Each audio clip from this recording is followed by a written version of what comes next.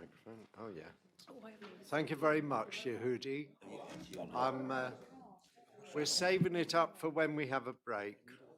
And I will declare on behalf of the whole committee that we have all been bribed with cake. Yeah,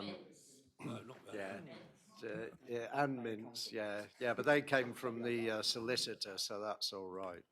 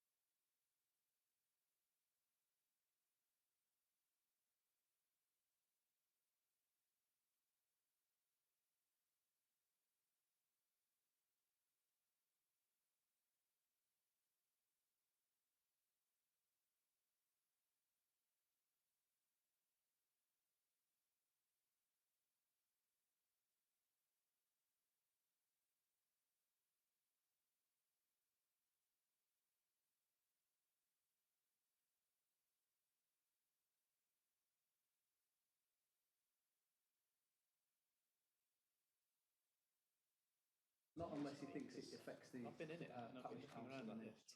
the town council in a particular way. Good morning, everyone. We'll just start with the health and safety announcement. There's no fire alarm drill anticipated today, so if the fire alarm sounds, please leave the building through the nearest fire exit, which are there and there, by following the running man signs above the doors, and make your way to the rear of the car park. The organizer of the meeting will tell you when it's safe to return. Toilets are available at the stairwell of the building on each floor landing. Water is available from the water cooler in reception. And finally, please make sure all phones are either muted or switched off, which I will do in just a minute. Good morning. I am your chair, Councillor Ollie Davey, and welcome to this Planning Committee meeting on Tuesday, 10th of June 2025.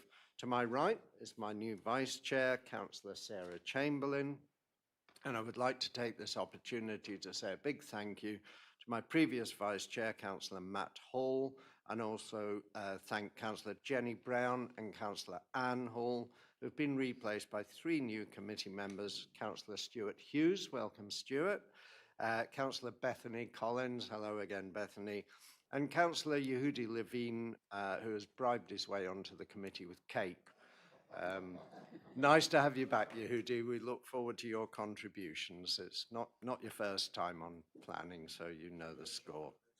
Supporting officers present today are Wendy Ormsby, Development Manager, Damien Hunter, Planning Solicitor, and Wendy Harris, Democratic Services Officer. Presenting officers for today's applications will be Jeremy Ebden, Wendy Ormsby, Jack Richards, and Paul Golding. The meeting today is being streamed live to the Council's YouTube account, so can I remind all members and officers contributing to the meeting to use a microphone, or your comments will not be heard. We'll now start the meeting by doing a roll call of committee members and declarations of interests. Wendy, over to you. Thank you, Chair. So I'll start with yourself, Councillor Davey. Present. And any declarations? No, they're on the sheet anyway. Well, we've had some discussion about whether I need to declare that I'm a member of Exmouth Town Council in respect of the Littleham application.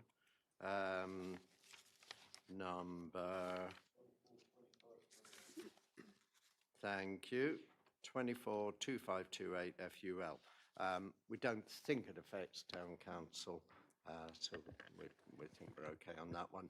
Chair, It it's, is also, it's only if you think it affects their finances or well-being. If not, then there's nothing to declare. I don't think so. Okay. Thank you. So, yeah, no declarations in that case. Thank you. Vice Chair, Councillor Chamberlain. Present, no declarations. Thank you. Councillor Brian Bailey. Present, Wendy, no declarations. Thank you. Councillor Barlow. Present, Wendy, and no declarations that I'm aware of. Thank you. Councillor Colin Brown.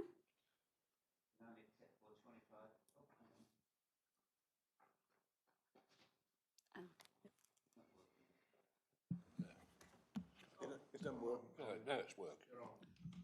You're on. Oh, it says you're Stuart Hughes. Oh, well, you- Oh,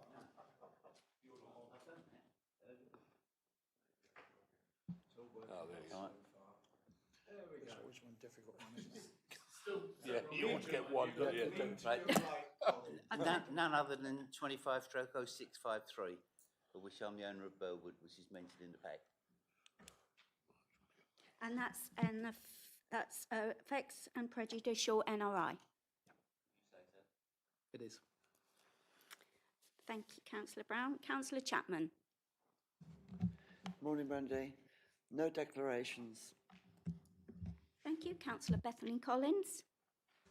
Present and no declarations, thank you. Thank you. Councillor Faithful. No declarations. Thank you. Councillor Gazzard. Present, no declarations, thank you. Thank you. Councillor Haggerty. Present and no declarations, thank you. Thank you. Councillor Howe. Present and none that I know of. Thank you. Councillor Hughes. Present, no declarations. Thank you. Councillor Levine. President Wendy, no declaration, and may I just say that I'm back after a gap year, and by way of an apology, I brought cake. Councillor Smith. Present, but no declarations. Thank you. And Councillor Ragg. Present, no declarations. Thank you. Back to you, Chair. Committee members? Oh, Thank- apologies. I Oh, do have yes. a declaration from a non-committee member. That's from Councillor Paul Hayward, and he's a Devon County councillor for the Hawkchurch division, and that relates to agenda item 8. Thank you very much, and thank you, Paul, for that one. Okay, we start registered speakers. Speakers for today's planning applications can be found on pages 4 and 5 of the agenda, and we'll hear them as we go through the agenda. Is it members' wish that, as the chair, I sign the minutes of the meetings held on 25th February and 13th of May 2025 as true and accurate records? Councillor Wragg. Chair, I can't accept the minutes of the 20th of February meeting. I don't believe that all the details are there. I think it's an important detail which should be included, and that is that the chair reconsidered his vote. And I'm not trying to be difficult. Please don't think that. But the vote had been against the application, and after further consultation with officers, the chair reconsidered and voted, used his casting vote otherwise. So I really do think that should be included in case of any future actions which may be taken. It will cover us legally, and that's really why. And I'm a stickler for saying things as they are. Now, come back. Yes, Damien. So thank you, Chair. So as I understand, the February minutes record that the Chair made a casting vote in favour of that particular application that we're talking about. Now, there was some concern that it wasn't made clear, so it was brought back to committee again, and you reaffirmed that that was your decision at that later meeting. So the minutes of the later meeting confirmed that he reaffirmed his decision. So the original minutes say he made the decision, and the later minutes say that he reaffirmed his earlier decision. So there's no need to say in the original meetings that he reaffirmed his decision, because he didn't reaffirm it at the first meeting in February. He just gave his decision. So I think, Chair, having looked through them, I'm happy that legally they sound, and I believe the monitoring officers also looked through them, and she's happy that they're legally sound. But thank you very much for your No, for your Chair, I observations. guess that was going to be the reply, and I disagree. I'm not happy with it, and I would like that recorded, please. If others agree with it, that's up to them, but I can't accept those as a true record. Thank you. It doesn't actually record that I used my casting vote for the 25th of February. It simply says that it was resolved, approved as per officer recommendation, subject to 106 and so on. So it doesn't actually mention in the minutes that it was only resolved after a casting vote. And I just wonder whether that should be recorded, that the chair used his casting vote. You can put that in. I mean, it's reaffirmed in the further minute. There's no harm in adding that sentence in if that's what members wish to do, because that's what happened. That is what happened. We don't normally go into that level of detail of saying that you use your well, the chair's used his casting vote on several occasions. We don't normally minute that. That's why it's not in there. But if members wish it to be in there, there's certainly no harm in it going in. What's the view of members there? Can we take a rough show of hands who would accept that amendment to the minutes to just record the fact that it was only approved after the chair used his casting vote in favour? Yeah. Chair, if the legals have done it and looked at it and are happy, and the monitoring office, you're changing something then, and although they've had a quick chance to look at it, I just wonder if you're asking for trouble by changing something that they've already looked at. It's already safe. I mean, at the end of the day, it seems to say everything in there that happened the first time, then the second time. I don't know why you would want to change it, but obviously that's up to members.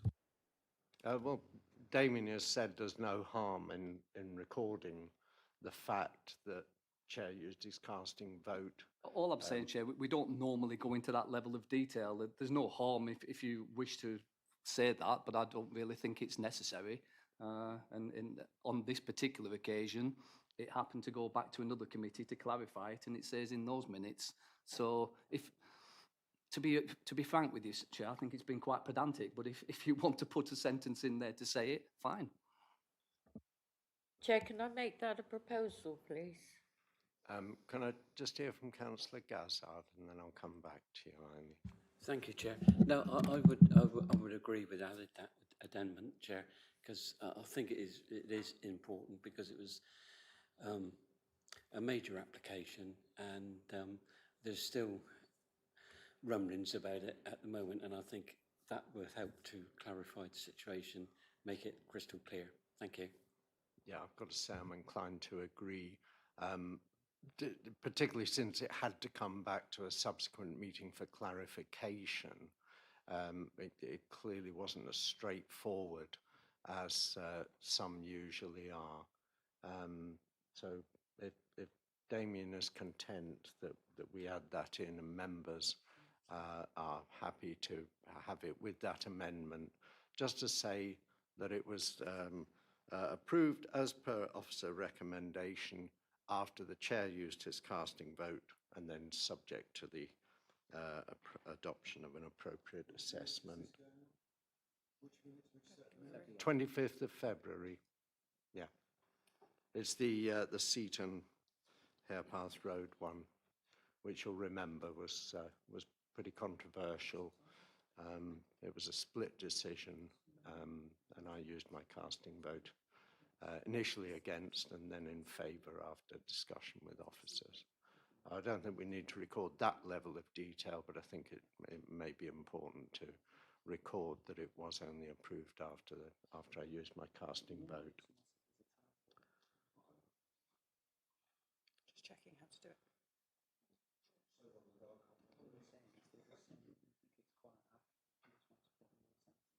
We do occasionally amend minutes, don't we? Not normally to this detail. The decision's been made, it stands, it's recorded for posterity on YouTube. If anyone wants to go and see what happened that day, you're making a rod for our own back and saying, well, now you need to record virtually every vote in minute detail almost to an extent. Just leave it as it is. It's fine. Yeah, with respect, Mike, this one had to come back for clarification at a later meeting. That's not usual. So I'm not saying we should do this every time the chair uses their casting vote, but I do think on this occasion, given the controversial nature of it and the fact that there are rumblings about possible legal action, then, you know, we need to make sure we're absolutely crystal clear. So, clarify. It clearly says the chair confirmed that his casting vote was to approve the application in line with the proposal. That's in the subsequent minutes, not in the 25th of February minutes. Just the one that was clarifying, should there have been any misunderstanding of the first one? Put it to a vote, Chair.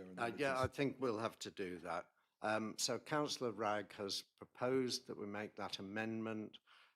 You happy with that wording, Eileen, that approved as per officer recommendation after the chair used his casting vote? After reconsideration. Because it had gone the other way, that's where the controversy was. Yes, I think that was done at a later meeting, and I think we're going to complicate things, I think, if we go further than that. Yeah, I don't think it's necessary, but if members...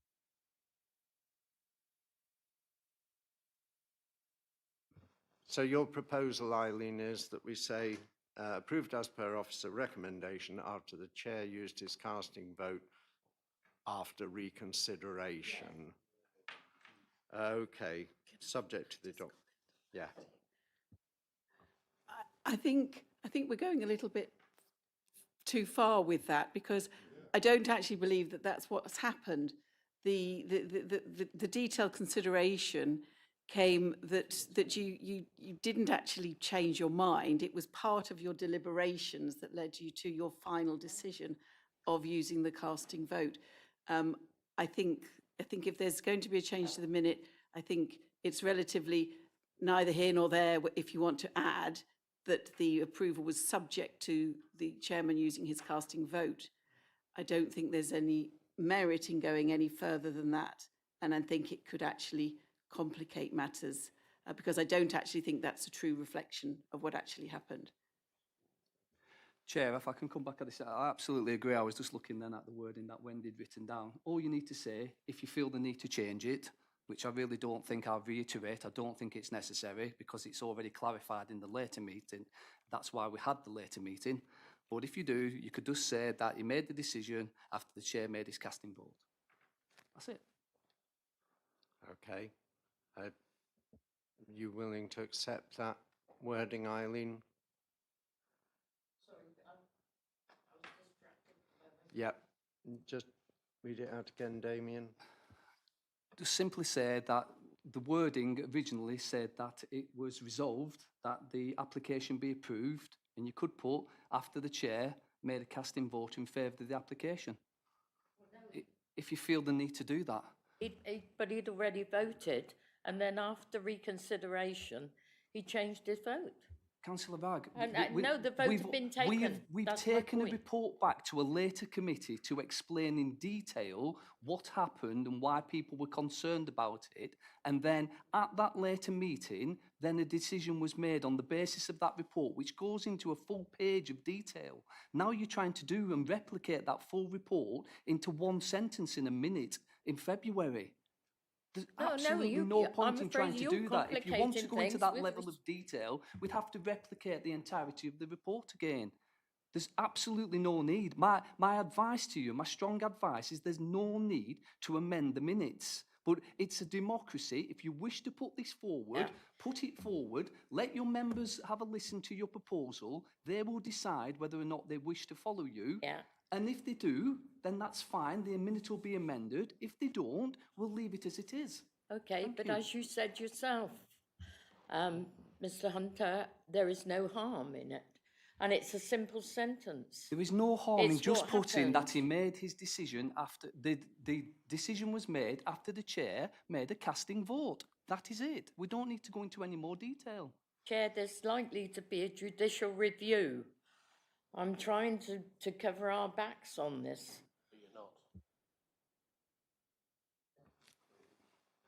So, could Chair, you just again, clarify what there's wording you're there's no putting? knowledge of any judicial review being put forward at the moment, and this is back in February, so the time limit to take any action would be over by now.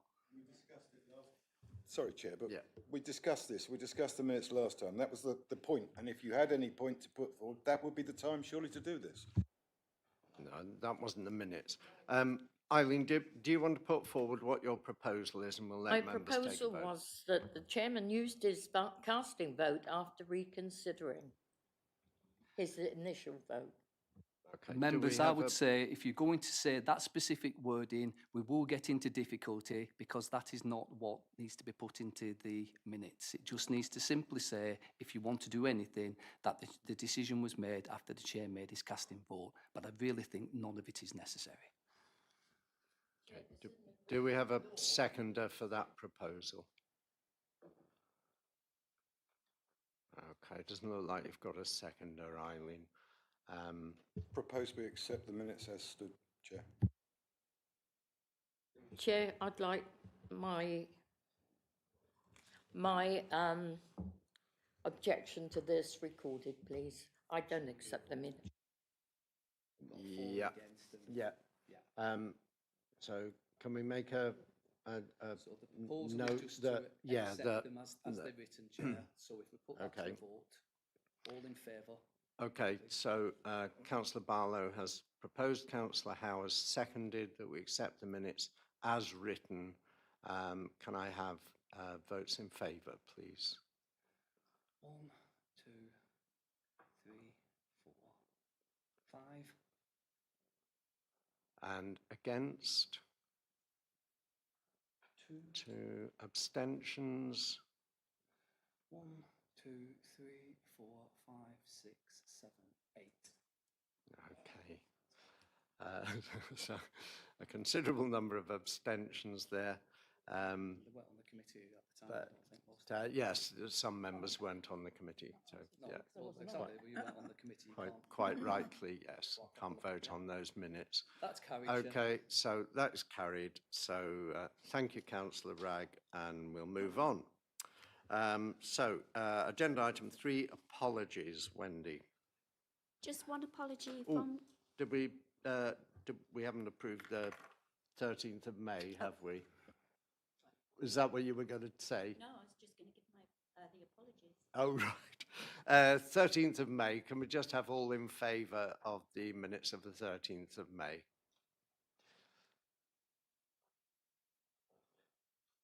Okay, and against, and abstentions?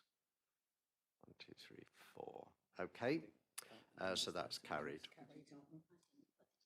I didn't get the chance to count the numbers, to be honest with you, Chair. so I'm a bit- Okay, all right, all Can we in, just do it again, please? all in favour of I'm minutes sure of it the was, but let's 13th do of it May? properly and then nobody complains Yep. in the future. 4.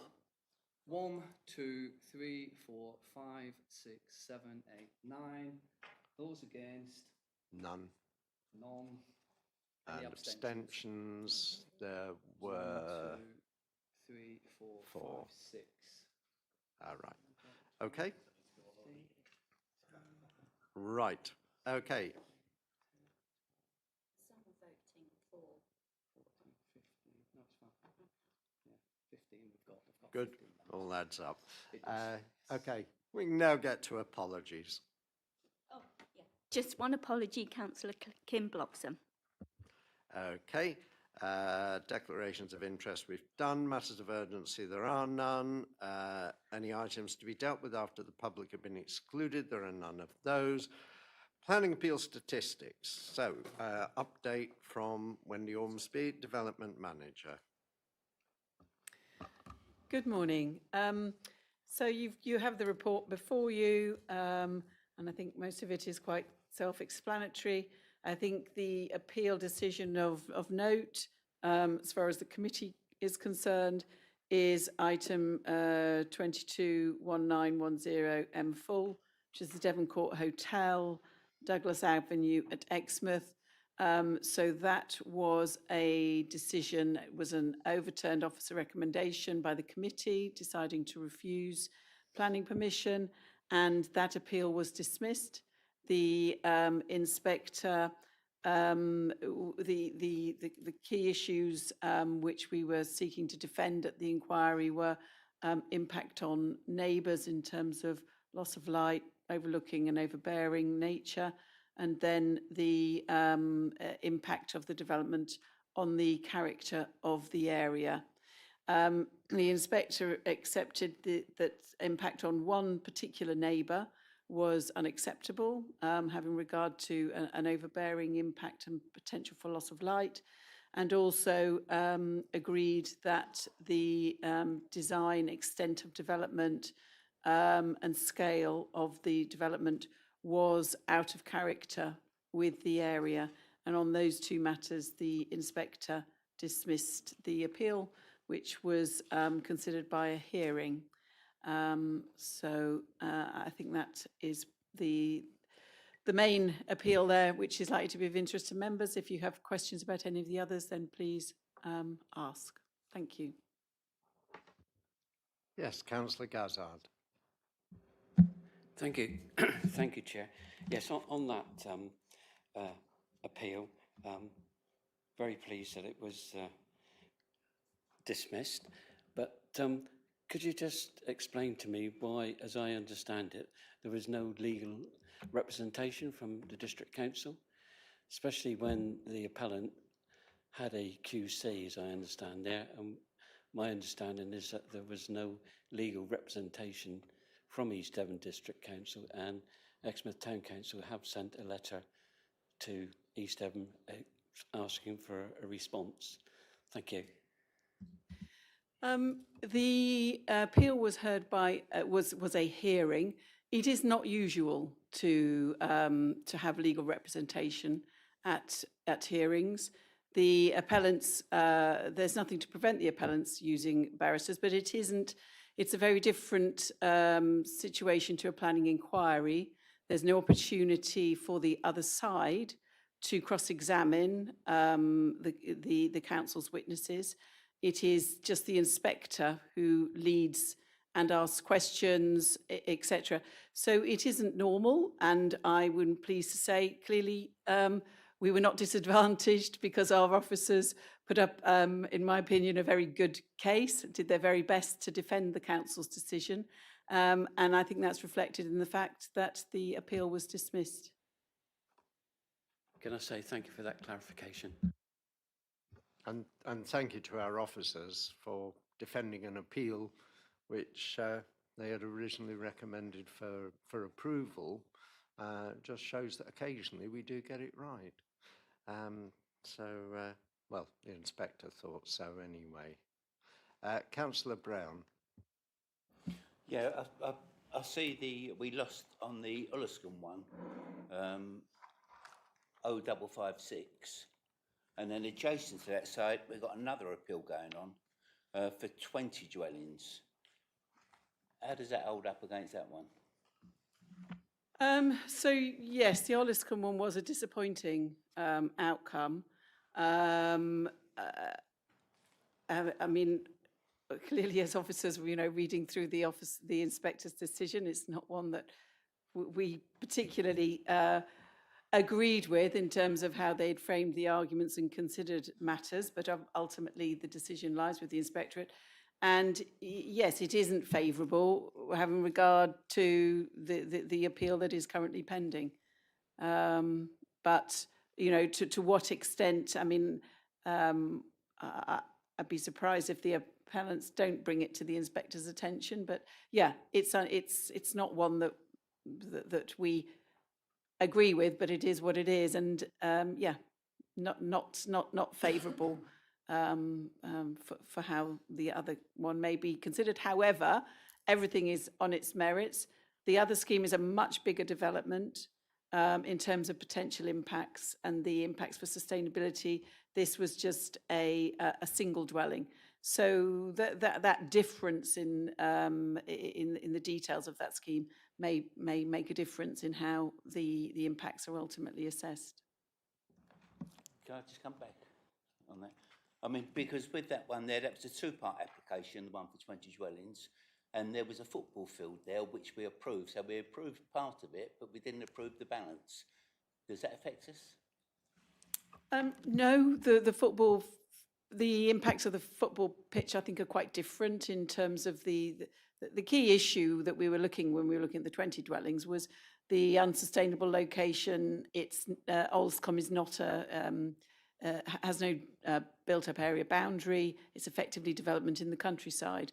I think we have policies that support the provision of recreational facilities in the countryside. So the football pitch was in accordance with the development plan. The dwellings were not in accordance with the development plan, so quite different in that regard. Councillor Barlow. On the same sort of line, I suppose, FWS Carter at Greendale, again, this was allowed, and again, with the inspector concluded that whilst the building in this location is contrary to the development plan principle, it has minimal practical impact on the character or appearance of the rural landscape or on traffic generation. There's, I believe, lots of ones outstanding at Greendale where we're always about, is this going to make a difference to the way we treat that or not? It won't make a difference to... So this comes on the back of the NHS vaccination centre appeal, which was dismissed. So it was very surprising to officers where a previous inspector had considered a much bigger and arguably delivering more public benefit scheme was unacceptable because of its unsustainable location. This inspector took a different view, but appeared reading through to perhaps not really understand the fact that the NHS building is currently unauthorised. There's reference in the report to the fact that it's within the setting. You can see, for example, the large NHS vaccination centre, and he was looking at it in that context where obviously that development is unauthorised. So again, inspectors are humans like the rest of us. Was adequate weight given to the fact that were they giving weight to a building that was unauthorised when perhaps they shouldn't have been doing? it's a much smaller scale development, and the inspector decided on this occasion. It was an unusual one because he agreed, the inspector concluded that the benefits were limited, and he agreed it was contrary to the development plan, but then proceeded in the balance to say that it was favourable. Wasn't a decision that again necessarily wasn't expected, and perhaps not the most well argued decision I've seen. We have to be mindful of these outcomes, but as a single decision, and bearing in mind the recently much larger development at the NHS vaccination centre, I wouldn't be, on the basis of that one single, which is a relatively small development, be changing the course of direction in terms of how I would be recommending that as a council we consider development proposals that are not in accordance with the development plan in that particular area. Thank you. I think it's always dangerous to decide that that sets a precedent and that we must follow that from now on. And we know that sometimes applications are very finely balanced, and we have to make a decision on that basis, and we're trying to weigh up the pros and cons. Officers do the same, inspectors do the same. Sometimes we get it right, sometimes we get it wrong. So I think we just need to put that one behind us. We're always going to lose some appeals. So we'll move on from that. Okay, any further questions there about planning appeals? No? Okay, we'll start with our first planning application then. As agenda item 8, planning application 242067 MFUL. This is land to the west of Wareham Farm, Scouse Farm, Blackpool Corner, Axminster, pages 38 to 115 in your agenda pack. And I'll go over to Principal Planning Officer Jeremy Ebden to present the report. Thank you, Chair. Members, this is another application for a BES scheme up in the Hawkchurch area, following fairly closely on the one we considered at May's committee, which the committee refused. Just in terms of orientation, the site that you considered last time was down in the bottom left. Sorry, pointer, that one. Is that on? There we go. Right, sorry, the site you considered previously in the last item that came to committee was down in this location here at Blackpool Corner. The site you're considering today is further northeast towards Hawkchurch, closer to the existing substation and solar farm developments in here. I've highlighted on this map where the public rights of way are, just for ease of reference as we go through the discussion. As you'll note, there's reasons for refusal suggested related to the visual effects, landscape effects. Just in terms of differences between the site you're considering today and the one we considered in May, you may recall that the site from May was set away from the adjoining roads by a field on each side, whereas the site we've got today is immediately adjacent to the highway. So in more detail, this is the site here. We have two accesses proposed, one off this highway here. On the east side of the site, we've got Hawkwell Park, which is a residential caravan site. Second access is proposed through Scouse Farm itself to this highway, through the farmyard to the highway here. You'll note there is a large power line running very close to the site, which you'll see in the photographs in a moment, and you'll note the gradient as well. This is kind of on the edge of the scarp, really, as the land falls away to the west down into the valley. This is the proposed site layout, so lots of the usual items we're probably familiar with by now. So we've got the BES units themselves, transformers, other bits of plant and equipment, switch stations and so forth. There is a proposal for an acoustic fence around the site, which would be 4 metres in height, and it does go around the entirety of the site. We have 2 water tanks proposed, which combined would provide 500,000 litres of water for dealing with any fire situations. The site is proposed to be bunded with concrete to contain any water used in the event of a fire. And while during normal operation, this would be drained using normal sustainable drainage techniques into a swale here. Like the scheme we considered last month, there are valves proposed to be automatically closed in the event that firefighters need to douse some of the equipment to stop it going into the SUDS features.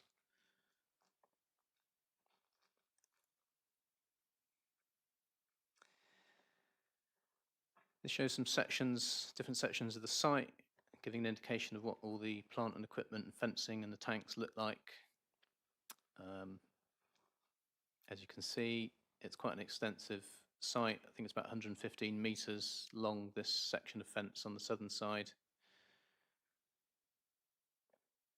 Gives you an indication of, I mean, obviously some of the equipment behind the fence you wouldn't see, you'd only see the bits sort of sticking out over the top, but the fence itself is obviously quite a substantial feature. And some details of the equipment now. So probably about 4 metres high, again, that water tank to the top.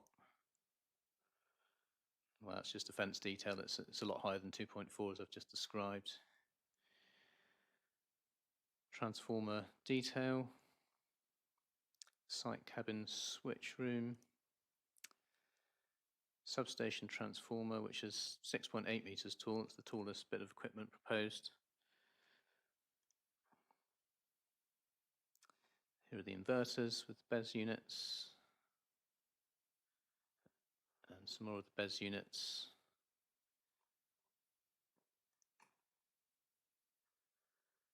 This is a switch room. This plan shows a tree protection plan. There's no significant trees around the site that will be affected or any, in actual fact. It's all fairly well contained within the bounds of the site, which is bounded by hedges and the trees as noted here. This is an extract from the proposed drainage layout. So you can see under normal operation it would drain into the swale, but there's valves proposed to be closed automatically in the event of the need to fight any fires.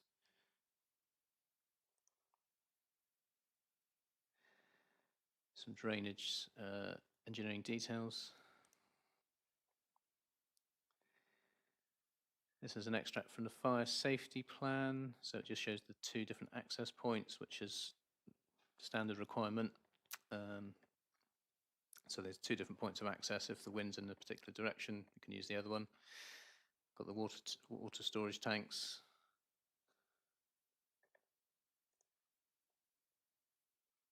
This is just the detail showing the access points, showing the radii of the access. There's no concerns from the highway authority with regards to access to the site in terms of the engineering of it. This is an extract from part of the visual appraisal. So this is an illustration of the proposal from the Wareham Road entrance, and this is showing what they anticipate it would look like at year 1. So you've got some fairly young planting in here. You can see the fence actually isn't exactly a straight line as was shown on the elevations, given the relief of the land. And the water tanks in the foreground.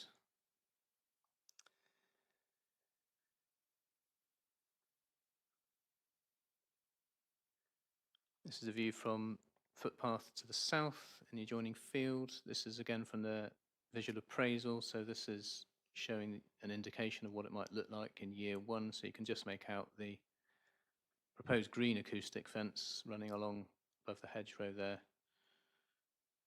And you'll note in these photographs now, these are the power lines and towers that I was referring to earlier. This is at the access points from Wareham Road. It's currently blocked off with some logs, but you go into the left there, there's a field gate And this is the bottom end of Hawkwell Park. You can see some caravans in there.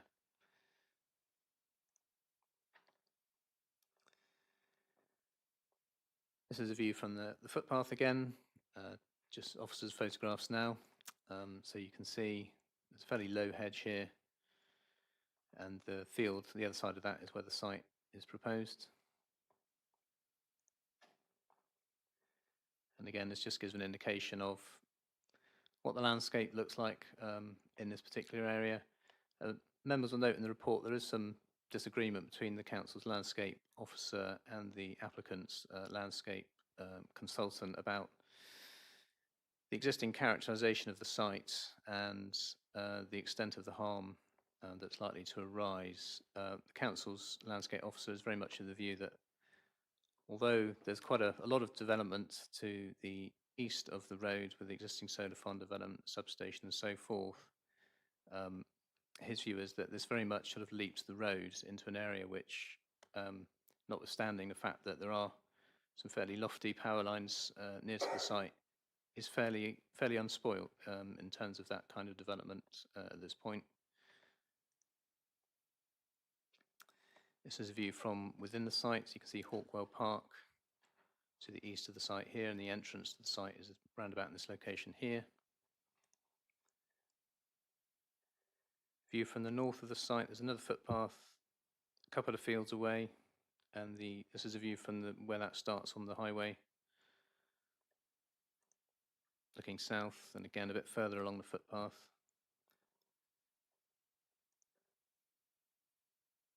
And this is within the site itself, looking directly west, so you can see the Axe Valley beyond. And naturally, there will be views from this area back in this direction also.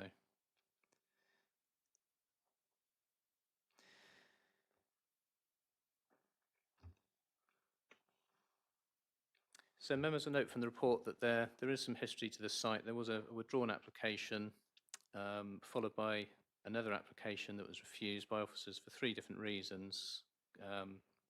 Those 3 reasons are set out in the report, but they basically concern fire safety and environmental aspects, which at that time wasn't deemed to be suitably addressed.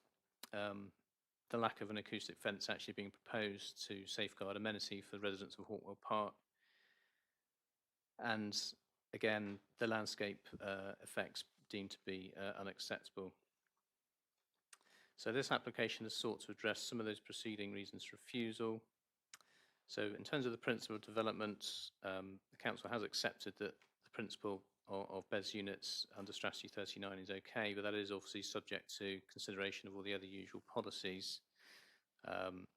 So very much in terms of landscape and visual effects, while officers weren't concerned about the scheme that came to committee in May, this site is very much more open, we believe, to public views from the footpaths and beyond. Landscaping is proposed as part of the development, but nonetheless, officers feel that that isn't going to be sufficient to address those particular concerns. So we are recommending refusal of the application on landscape grounds.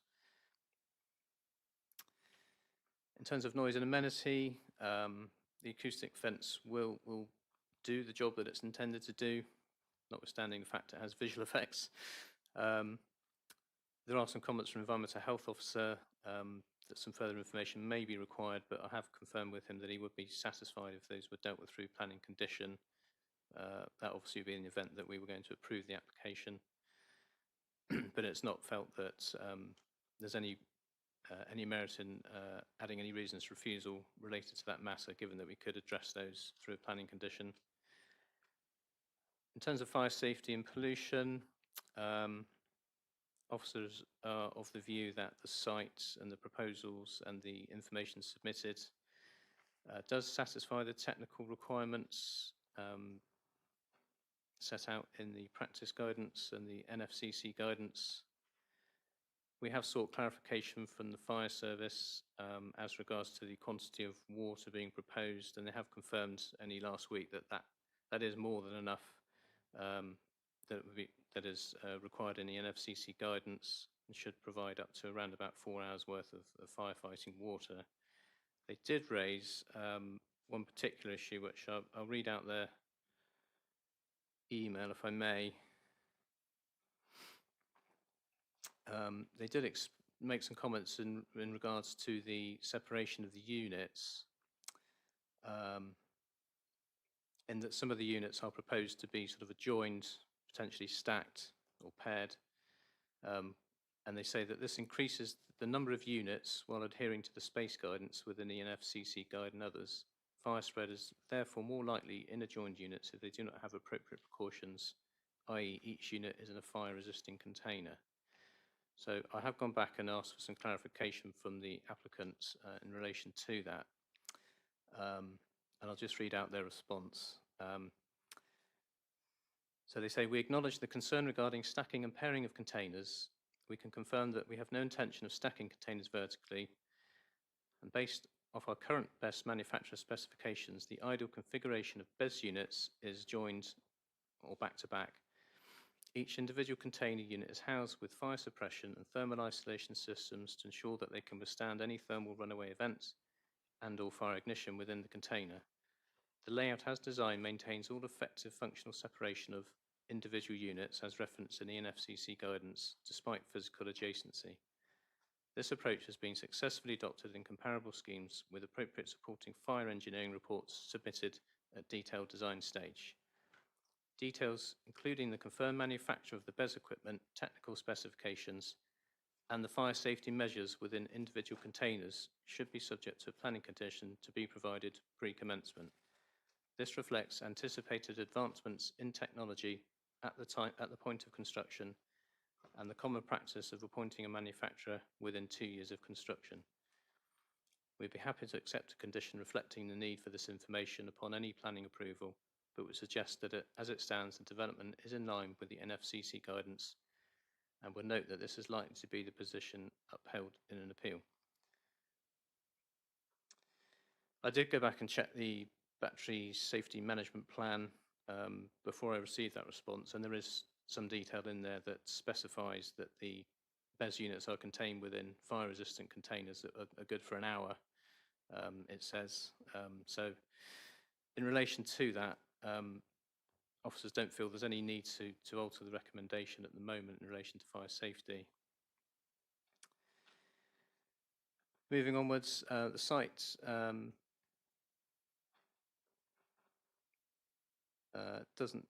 it's not being clarified the grade of agricultural land that the site is on, but that wasn't an overriding consideration in relation to the planning inquiry appeal decision, which we probably all familiar with by now in the balance. So it's not felt that that should be an overriding reason, or would be a reason that would amount to a reason for refusal that would be easy to defend. In terms of biodiversity, there's no significant concerns. As you can see from the site photographs, the site itself is it's fairly just, apart from the hedgerows perhaps, the grassland is not particularly diverse. You will recall from the May committee that there was a late representation submitted in relation to a nearby maternity roost from the Vincent Bat Trust. They haven't submitted a representation in relation to this application, but officers have felt it necessary to consider that nonetheless, given the location of the maternity roost identified, and similar to the application we considered in May, we feel that we could address any concerns around that through planning conditions with regards to biodiversity enhancements, habitat enhancements on the site in the event that we were going to grant permission. In terms of drainage, there's no concerns from the Lead Local Flood Authority in relation to the sustainable drainage proposals. The heritage concerns that were raised in relation to the previous iteration of the proposal are no longer relevant, as that related to a very tall communications tower, which is now not part of the proposal, so there's no heritage concerns in officers' view. As I said before, highways have not raised any concerns. These sites don't generate very much traffic once they're in use. Obviously, the scheme will provide some significant benefits in terms of its assistance in deploying renewables in the grid, lowering costs and so forth, balancing the grid. But officers feel at this time that the landscape concerns outweigh those benefits, and officers are recommending refusal on those grounds alone at the moment. Thank you. Thank you, Jeremy. We'll now hear from some of the objectors. We'll start with Elliot Jones on behalf of the Hawkchurch Action Group, please. My name is Elliot Jones. I'm the planning consultant for the Hawkchurch, Monkton and Wild Action Group. This presentation is made on behalf of the group. I will address the points on landscape impact and precedent. I will then hand over to Karen Goman, who will address aquifer risk and fire safety, as well as provide a conclusion. In terms of landscape, the Action Group support the Council Landscape Officer's conclusion regarding the proposal in that it will have a significant adverse impact on the landscape and visual amenity of the area, and that the mitigation proposed will not overcome these concerns. This is even more so because of the requirement to address noise and fire safety matters. The need to meet these requirements clearly demonstrates that this is the wrong location for this form of development, a view reached by this committee when they refused the previous application at the site. Furthermore, this application, as with the other proposals around Hawkchurch, raised profound risks to public safety and environmental integrity, which mirror the concerns discussed at the Pound Road appeal, and which led the council to refuse the recent application at Hazelhurst. The same conditions apply here, as the proposal sits above the same aquifer. At Pound Road, the inspector dismissed the appeal because the applicant could not demonstrate that there would be no risk to public safety from the proposal. In other words, the risk arising from a fire at the Bess had not been mitigated to a level that was as low as reasonably practical. This meant that the development proposed an unacceptable safety risk, regardless of the mitigation proposed by the applicant. This was a critical consideration in the inspector reaching his decision to dismiss the appeal. Similarly, the council refused the previous application at this location, citing unresolved safety and environmental concerns. These concerns still stand. The current proposal does not substantially differ from the previously refused scheme in relation to these matters. Indeed, the Environment Agency has stated that there is no specific assessment on risk to groundwater within the applicant's submission, and that more information should be sought prior to determination. This has not been provided. At Pound Road, an experienced planning inspector considered all of the evidence and concluded that the risk of contamination to the aquifer was too great, given the dependency of a high number of local farms and houses that rely on it for their source of water. Since this decision, the UK has seen multiple Bess fires at sites such as in Thurrock, Cirencester and in Kilwinnie in Scotland. The applicant has stated safety management procedures can be conditioned and put in place following determination. This is the standard approach of Bess operators. However, the committee should not rely on the imposition of conditions to address any concerns regarding the proposal. Any changes that are to be made via conditions are likely to be substantive, meaning that the development built will be different to that approved. As such, it will be unlawful. Thank you. Thank you very much. We'll now hear from Dr. Karen Goman.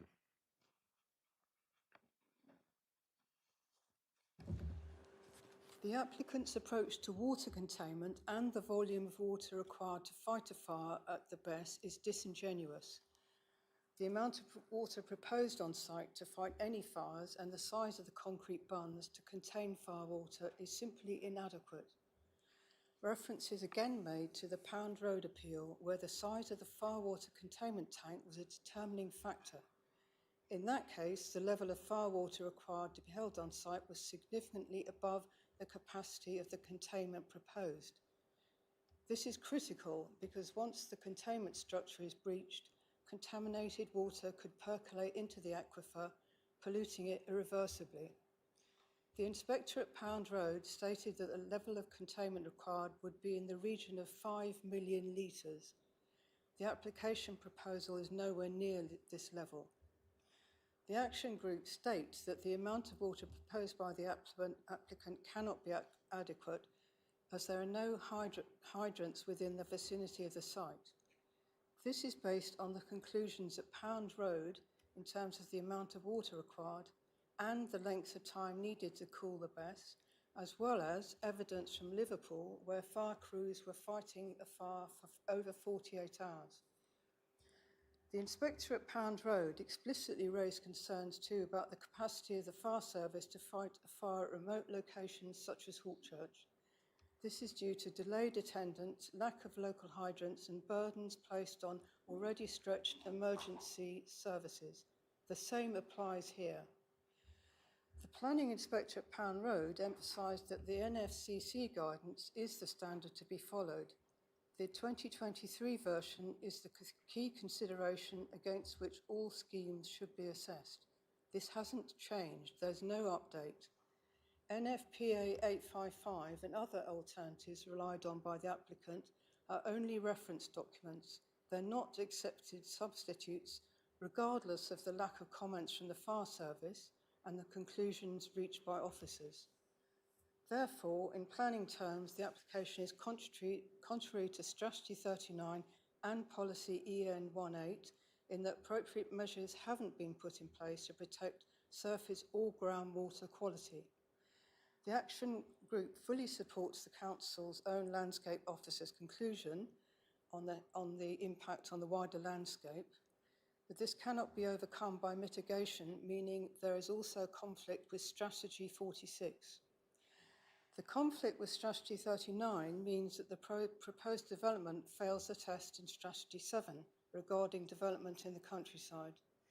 Therefore, the landscape reason for refusing this application still stands, and the action group consider that there are essential additional reasons for refusal in line with the determination by committee at land south of Hazelhurst in May, as the sites are on the same aquifer. In conclusion, members of the Planning Committee are therefore urged to refuse this application for the protection of the wider landscape, public health and the environment. Thank you. Thank you very much.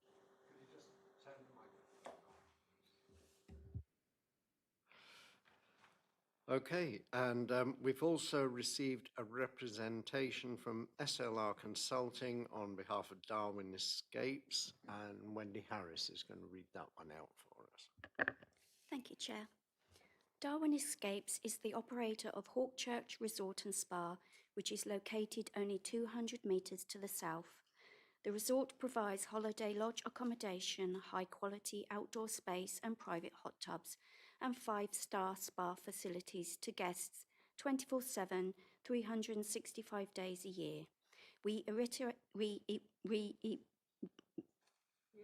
Thank you. Our objection to the development. There is no demonstrable need for battery storage in this location. It is not next to an existing substation to facilitate grid connection, meaning it would need extended connection works and cabling, further harming the environment. Currently, this is a tranquil environment and landscape enjoyed by residents and guests of the resort. The entirely incongruous siting, layout and design of the proposed development and the resultant noise and disturbance would harm this character. The screening by planting is over-exaggerated, and there would be unacceptable removal of trees on Wareham Road, of which its character is defined by it being tree-lined, and the 4-metre security lighting columns would impact dark skies. The 4-metre high fence would be an intrusion visible by the guests of the long-established leisure resort and from the national footpath. The wider cumulative visual and urbanising impact would also be unacceptable. There would be an erosion on the defensible boundary, and it would set an unwanted and unnecessary precedent for more schemes to come forward on the west of Wareham Road. Additionally, the Planning Committee should consider 3 points. The first, the severe health and safety implications relating to fire safety and contamination. There is simply not enough water capacity to put out a potential fire. the risk of fire and a thermal runaway event contaminating the aquifer and drinking water are of utmost concern to us and our guests. There is no emergency fire safety plan, so there is zero confidence that the applicant has considered this properly. We also use the opportunity to remind you of the dismissed appeal at Pound Road, which considered this matter in great detail. The second is the inability to achieve a statutory BNG, and the third is the inadequacy of the second access route, as it does not connect to the local highway, so the emergency services may not be able to access it if it becomes blocked by a third party. We are thus entirely supportive of the recommendation for refusal. We agree that the proposals fail to accord with the EDD East Devon local plan and add to that it would be contrary to paragraph 187B of the NPPF, which requires recognition of the intrinsic character and beauty of the countryside. We agree that there are no benefits or other material considerations that would outweigh the significant harms to the character and appearance of the area and its landscape. We thank the planning officers for their diligent analysis and consideration of local views. We encourage the planning committee to respect this recommendation as it is ultimately the correct one. Thank you. Thank you very much, Wendy. You can breathe now.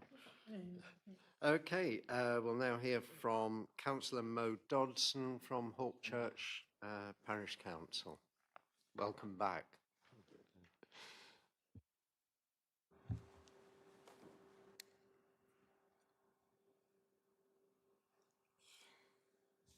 I speak for Hawkchurch Parish Council, who are fully committed to net zero and renewable energy projects.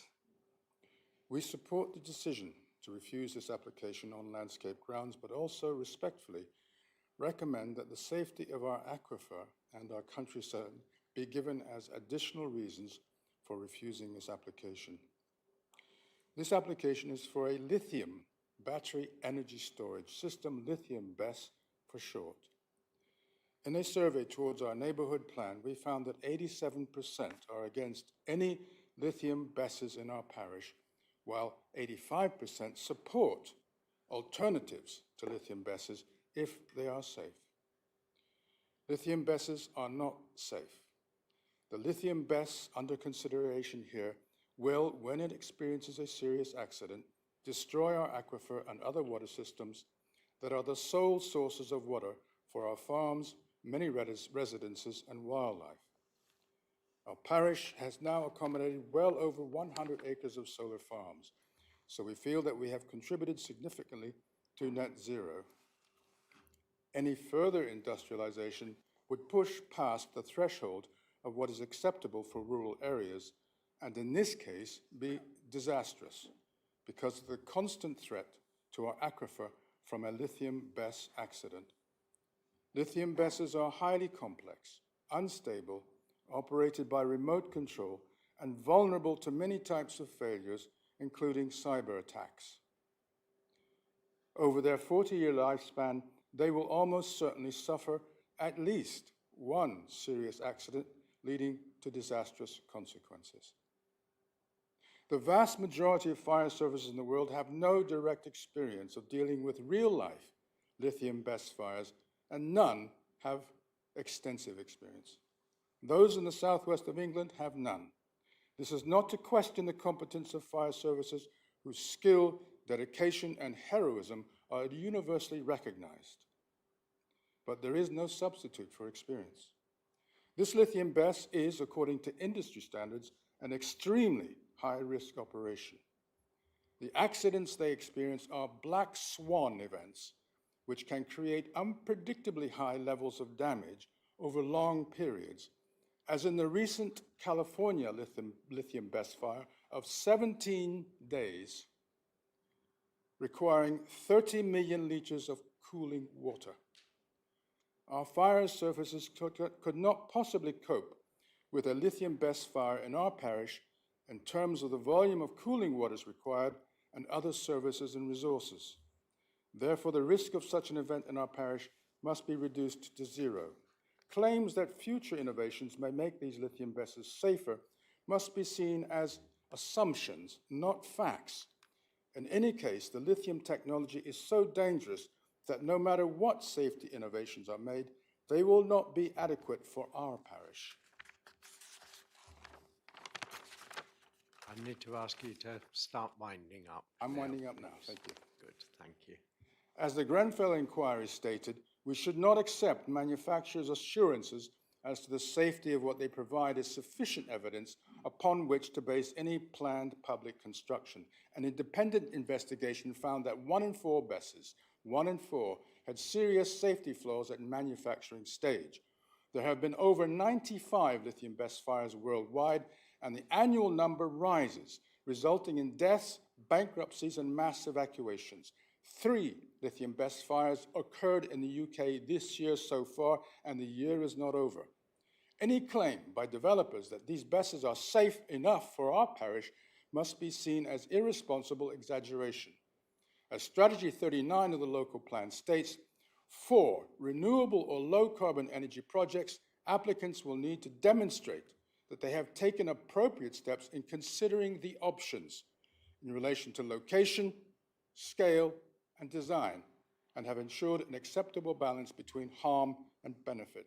This is a very long done none of winding these up. things. You're I'm one just and a winding half- down now. This applicant has done none of these things. Finished. Thank you, thank you. Okay, we'll now hear from Councillor Duncan McKinder, the ward member for Yardley Ward. And you have 5 minutes, Duncan. Thank you, Chair. I will try and keep with that. First, I agree with the officer recommendation to refuse permission. However, I think there are additional reasons which should also be given. Specifically, the detail provided does not give me confidence that in the event of a thermal runaway, that the event could be controlled successfully without risking significant pollution to the underlying aquifer that the local area depends upon. As a result, I think this application, like the earlier version rejected in May 24, still fails to meet policies EN14, control of pollution, and EN18, maintenance of water quality and quantity. Why do I think this? The design shows battery containers in 2 groups, with each group being surrounded by a bund to prevent discharge of firewater to the sustainable drainage system, external groundwater, and thus the aquifer and the local drainage systems, and from there to the River Axe. The volume of each bunded battery component or compound is not specified, though the design and access statement says it will be bunded to 110%, and mentions sufficient water will be available to meet NFCC minima, 1,900 litres a minute for 2 hours, i.e. 228,000 litres. Each of the water tanks holds 250,000, so more than that minimum. The committee report on page 17, row 12, the environmental impact section, states that the bunds will hold 220,000 litres per bund, I assume. 220,000 litres is slightly less than will contained in one of the storage tanks. If both tanks were consumed to cool containers within a single bund for 4 hours, then the bunds would be insufficient. The committee should note that BESS fires, both in the UK and abroad, have required cooling for periods much in excess of 4 hours, as we've already heard. There is no cross-section to show the heights of the bunds in order to know how deep firewater will be when firefighting water tanks are exhausted. What will be the maximum water depth within the bunded compounds? Will this compromise the electrical and monitoring systems of the containers and the lower batteries within the containers? If so, could short circuits in batteries in other containers within the bunded compounds lead to a thermal runaway spreading? Also, each bunded area contains 3 transformers. The design does not state if these have high voltage DC systems for which the NFCC guidance requires exclusion zones and which may therefore impede access to containers for defensive firefighting. Will the firewater within this bund cause problems for these transformers? Will the build-up of firewater prevent the FRS from entering the bunded areas? If so, the FRS will have no direct access to one side of each battery container, since the bunds on one side of each compound are topped by the acoustic 4-metre high fence. This leaves only access for firefighting to the middle 4 containers in each compound being from the narrower central roadway. Given the NFCC guidance requires 2 access points, to only have firefighting access to BESS containers from a single side would seem unwise and contrary to the purpose of the NFCC requiring access from multiple locations so as not to be impeded by wind direction when an incident occurs. Thus, I don't see how the FRS can accept that the design is in accordance with NFCC guidance. The application documents appear to contain a number of inconsistencies which indicate to me a lack of rigour in preparing the application. For brevity, I'll only give a couple of examples. The fire safety plan states 360-degree access, and yet access to the northeast side is not in the design, and the coloured key on that plan is mislabelled. The design and access statement states 2 access points, and yet the section 73 on emergency access states a single access point from Wareham Road, with the road split within the site. I assume these are documentation oversights. However, where safety is concerned and failure could result in irreversible damage to the aquifer that the local population depends upon, I would expect the utmost rigour and detail in all relevant designs. Given the communication tower has been removed, was the tower required to ensure communications essential for remote monitoring and control? And if so, what is now proposed? Maybe it's there and I missed it. How can reliable communications be guaranteed 24/7? Otherwise, we won't know when an event occurs. In summary, I'm not convinced that this application is consistent with the NFCC guidance or that it demonstrates that any thermal runaway will not endanger the local aquifer, and would like to see reasons along these lines be added to the reasons for refusal. Thank you, Chair. Thank you, Councillor Mackinder, coming in bang on 5 minutes, so well done. Okay, members, we start with questions. The application is recommended for refusal anyway, so I think our main consideration is whether we need to add in extra reasons for that refusal based on what we've heard. I wasn't sure who had their hand up first there, but Councillor Levine, as the newest, returning member, we'll start with you. And then Oh, a newbie. That's really what I like. I wasn't here at the discussion before, so I would just wonder if somebody could help me out. On page 8 of our plans, there's a lovely diagram of something or other, a screen. Is that the acoustic fence that is supposed to be around the battery storage system? Gavin, I think it is. Yes, Chair, sorry. Okay. It is, in which case I got a problem. Because in the first place, on page 5, on the big plan, it tells me that the site is going to be surrounded by a 4-meter acoustic fence.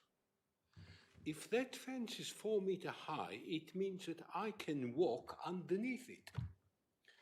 Because here it says 2.4 meters for the panels, 1.6 meters in between. An awful lot of noise is going to go through it, fire is going to go through it. And if we're talking about wooden planks, which is what it tells me here, wooden planks have been known to catch fire many, many times in history. So if this is to be a proper acoustic fence, and I've looked into acoustic fences and what you can get, it's got to be metal, it's got to contain foam or fire-retardant material in order to absorb the noise, and it's going to be fireproof, but this isn't. So this is really my problem. If this is an acoustic fence, it isn't what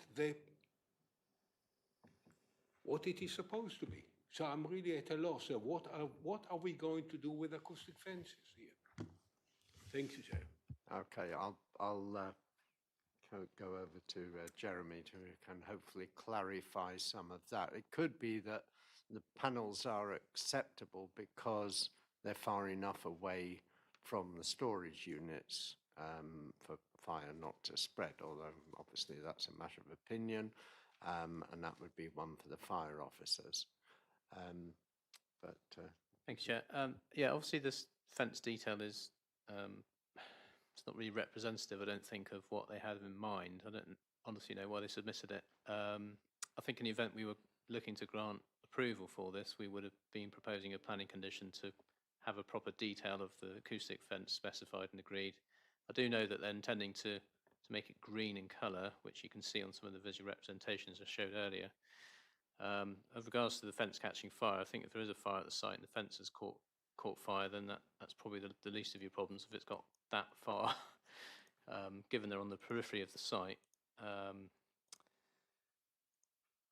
And they can, the site obviously won't be operational, in the event of a fire or for a period of time afterwards. So, the acoustic fence would need to be reinstalled if they were going to repair things on the site to be ready for normal operation.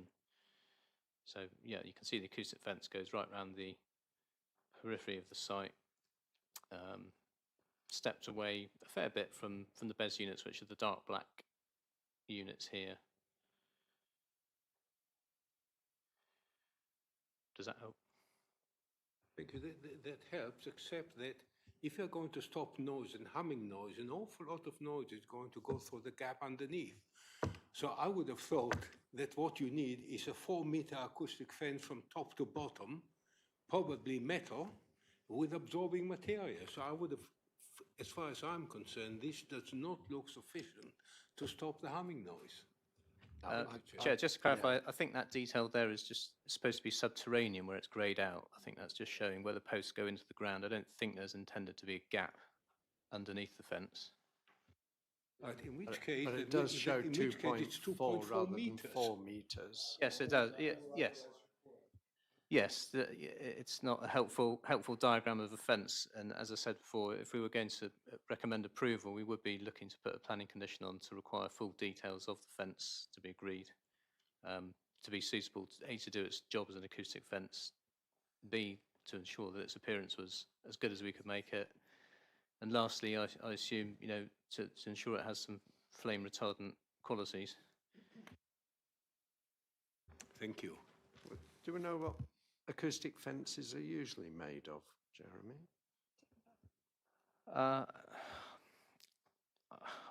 I've seen them made of wood. I don't know if it's limited to wood. I'm assuming you could use other materials. Councillor Chamberlain's telling me it is timber, usually. Metal. If you Google it, you will find acoustic fences. They're mostly metal and they cost £230 per meter. It can be made of metal with a foam infill or whatever that is needed. But a lot of them these days that are put around sort of industrial commercial areas are actually made of timber because the timber soaks up the sound. Okay, so I think we've clarified that. Councillor Faithful, Peter. Thank you, Chair.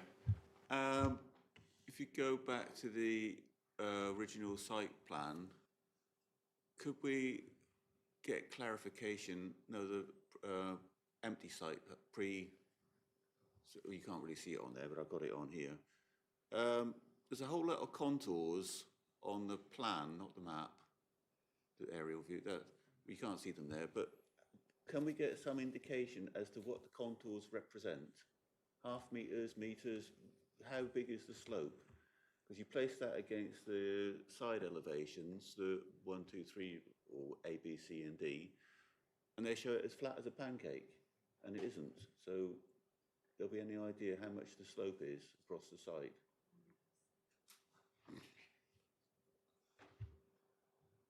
Can I just ask why you're asking? Is this to do with visual? It's to do with visual. It's to do with water travels faster the steeper the slope, and all sorts of things. So the water will accumulate at one side much quicker. But when you're putting in a plan, you normally show if it's level, then it's going to require major groundwork to make it level. If it isn't level, then it should be showing that it's on a slope, but it doesn't. Chair, if I could jump in, I think looking at a zoomed-in version of the plan, I don't even know if you can see the contours on that screen particularly well. I think they represent half-metre increments, but perhaps if I show you the photographs again, that will give you the real view of the lie of the land.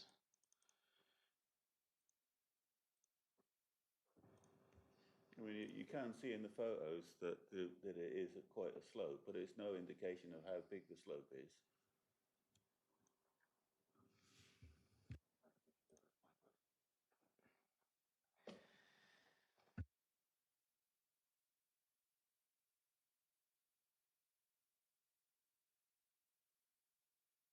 Okay, well, I think, yeah, that photo probably gives the best indication of the degree of slope we're looking at. So we're not looking at something incredibly steep, but there is a definite slope downwards.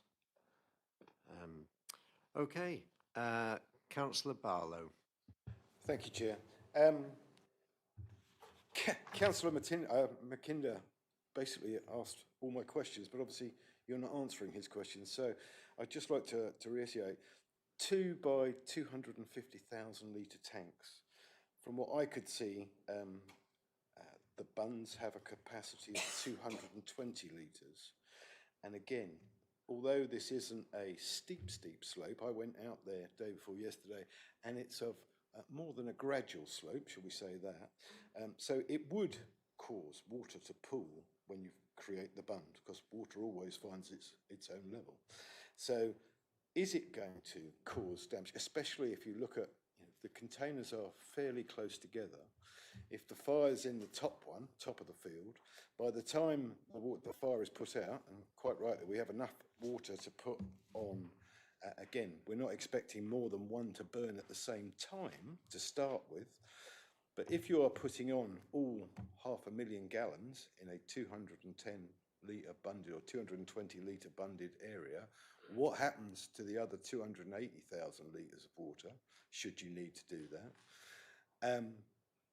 And again, in the bund, how deep would it be, or are you going to have to level the whole site, dig it down? Because again, that will add to the landscaping problems. So I just need a little bit of clarification on that. Also, again, I've read through the fire officers thing, and I just think that some of the agreements that we think they are compliant, I question. So the system design, how far away is the control centre going to be? And how far away is the nearest technician to get out to check the system before they report a fire, or will they report a fire standard anyway? I think on the last one we had an awful lot of detail on the fire safety and everything else, whereas this one, it seems to be lacking, and it seems to be promised later. And I just wonder, again, could the officers tell us, does the BESS actually need to be ticked off by the fire officer?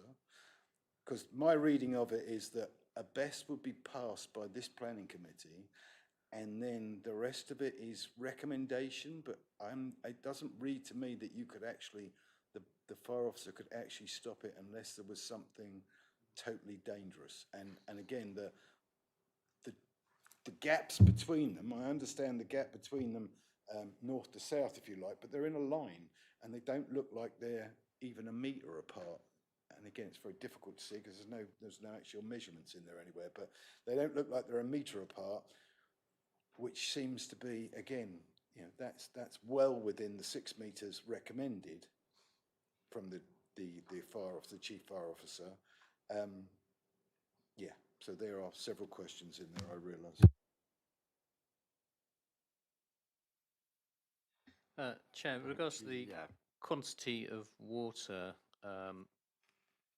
obviously with the 500,000 litres proposed, that is well in excess of what is recommended according to the fire service in the NFCC guidance, which I think is 228 litres, 228,000 litres, which in itself is actually 8,000 litres more than the bund capacity, as you point out. There is a bit of a mismatch in that respect.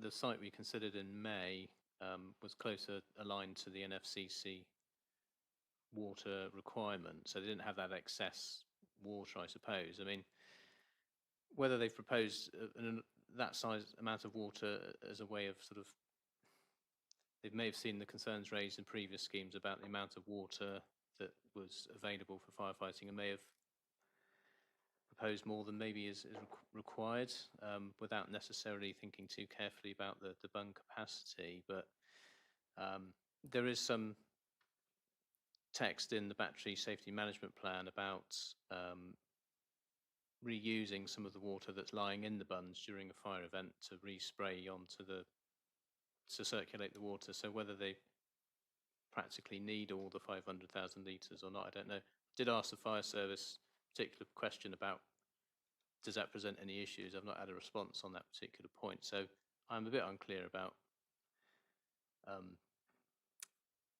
whether it's necessary to deploy the entirety of that water requirement. I mean, the NFCC guidance sets a certain level, and they've obviously exceeded that with the supply. The capacity of the bunds to hold that in that eventuality does appear to fall slightly short. With regards to the contouring of the bunds, there isn't really a very good engineering detail of the bunds that we have at the moment, but my expectation would be that in the event of a planning approval, that would form part of the planning conditions. It would require a specific detailed cross-section to show the capacity. And yeah, my expectation would be that the bund would be level, whether that's dug in or propped up. Well, I mean, you've got a proposed section which, well, again, it's lacking slightly in the detail in relation to the bund, but it doesn't suggest that there's going to be anything built up with a fill at one end of the western end of the site to accommodate the bund. My expectation would be that the bund would be built down into the hill itself, from the west to the east side, but that is a detail that, under a situation where we're recommending approval, we would suggest we'd need further details of that to be agreed. I do accept the point about the fire service's views on some of the battery safety management details. I would say the difference between this proposal and that we should consider in May is that some of that detail isn't as refined as what we considered last month. I would agree with that, but we still feel that where some of that detail hasn't been provided, there's enough comfort from what the fire service is saying that this looks to be right. Details can be refined, through planning conditions and so forth, that officers still feel that it's okay. But I do take the point that I think's been made, that it isn't as well worked up as a scheme that we already refused last month. And sorry, Chair, just through you again, but that's one we refused on more than just landscape grounds. In fact, I don't think landscape grounds came into that one, did it? I think that was all on safety, etc. And as you say, there was more detail in that one. Yeah, I mean, that's right. There is a bit of slightly concerning lack of detail in this one, and we don't have site section plans and so on. We're just making assumptions that I mean, I would have thought if you're creating a bund, it's pretty obvious. We're going back to primary school science here, that you're going to have to put it higher on one side or level the site in some way. So you kind of pretty much have to assume that the bund would be created in such a way that it would contain the water. And I'm glad Jeremy mentioned recycling of water, because I've often wondered, couldn't you recycle some of the water? I don't see why not. I mean, it might be a bit warm, but by the time it had been pumped around again, it would have cooled down. Unless it's contaminated water, of course, which then you might be vaporising and putting into the atmosphere. I've no idea. I'm not an expert. Yeah, no, I think we're getting into the realms of speculation here. Well, it would do that first time round, wouldn't it? Yeah, it all depends on the way it's contaminated. But I mean, the contamination is to do with it escaping and getting into the aquifer, not to do with it being recycled on site. Sorry, Chair, I just realised I didn't answer the questions fully. There's a question about the distance to the control centre. Well, I don't know that answer. That's all I can say. I don't know where it's monitored from. I assume through telemetry, it doesn't really matter how far it is. It's the distance of the fire service to the site that's probably the.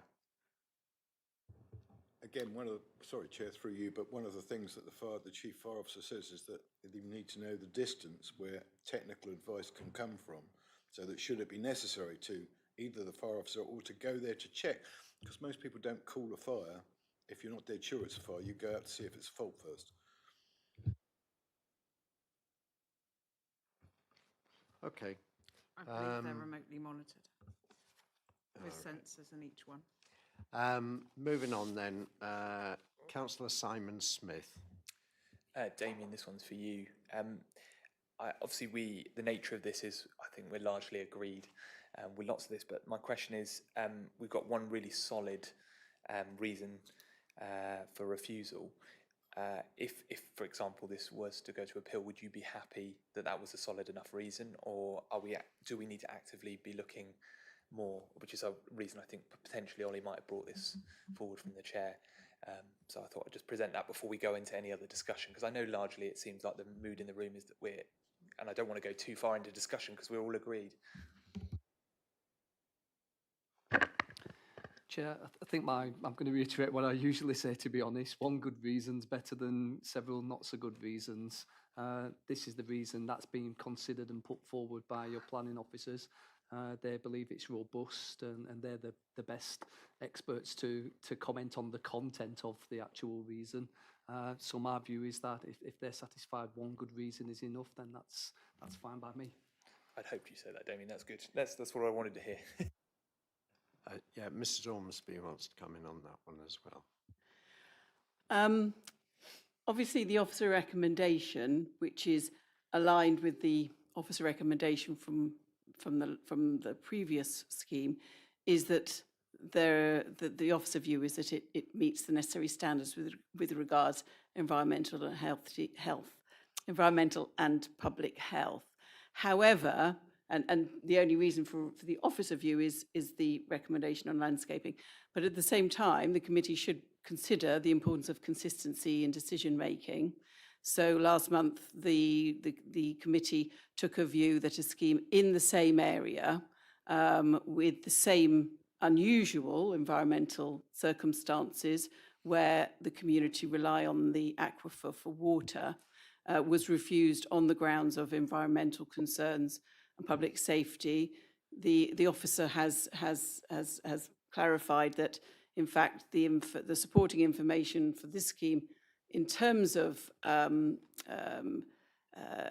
how those matters may be managed is actually not as robust as the information presented to the committee last month in respect of the other side. So whilst obviously all applications are taken on their own merits, there is also a need for consistency in decision making. So I think the members do need to consider whether or not the circumstances of this site are materially different, such that that would not be, in the committee's view, a necessary reason for refusal also for this site. Yes, I mean, I think Damien's right. It's better to have one strong reason than several sort of weaker ones. But we've got one strong reason, and if we think there's another strong reason, why not have two strong reasons, just in case the inspector accepts that actually the landscape impact isn't so great once screening is provided, the colour of the fencing, other landscape considerations. So it may be something to consider whether we want to add the potential contamination issues to this one. Okay, so next we've got Councillor Mike Howe.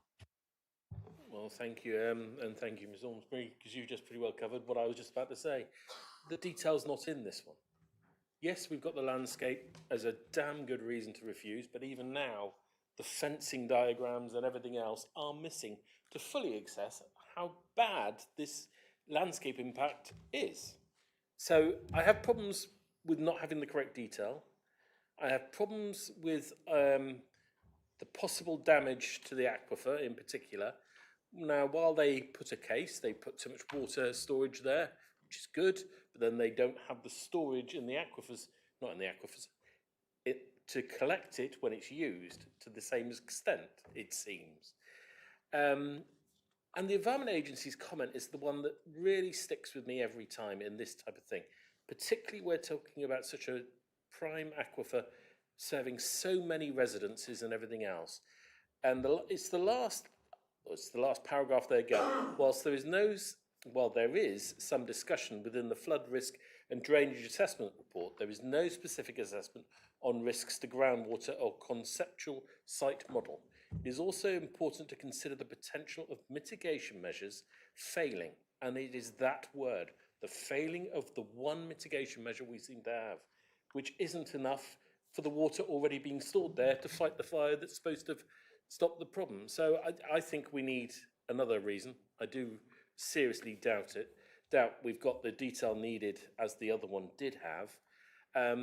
And I still got doubts when the fire brigade are not following their own guidance, which is kind of worrying when they accept other bits that aren't fully accepted by the fire service as a whole. So I would actually support a refusal adding grounds, as we did in our previous refusal, on the site nearby for groundwater mitigation and also fire safety. Yeah. I think that the phrase broadly compliant is a little worrying when they come back with that. I just looked at that one. Okay, yeah, Councillor Brian Bailey. Thank you, Chair. Much of what I was going to say has been covered by Councillor Howe. However, my main concern is the aquifer. And it's not been addressed properly, I don't think, by the environmental officer or by the applicant. It's just if and when and maybe this happens, it should be all right, possibly. There's no firm information. There's no plan to attack a fire. In the plan, it assumes that 2 of these will catch fire, and they'll need X amount of water to put them out. Well, what happens if 6 of them catch fire at the same time, or over the same day? The water supply is going to be insufficient. And there's no fire hydrants near there at all. It says on the report, no fire hydrants. So it's absolutely suicidal to even consider putting this on top of an aquifer. I mean, a child of 10 would look at this and think, no, not a good idea, I'm going to drink that water, but all this pollution could possibly come down.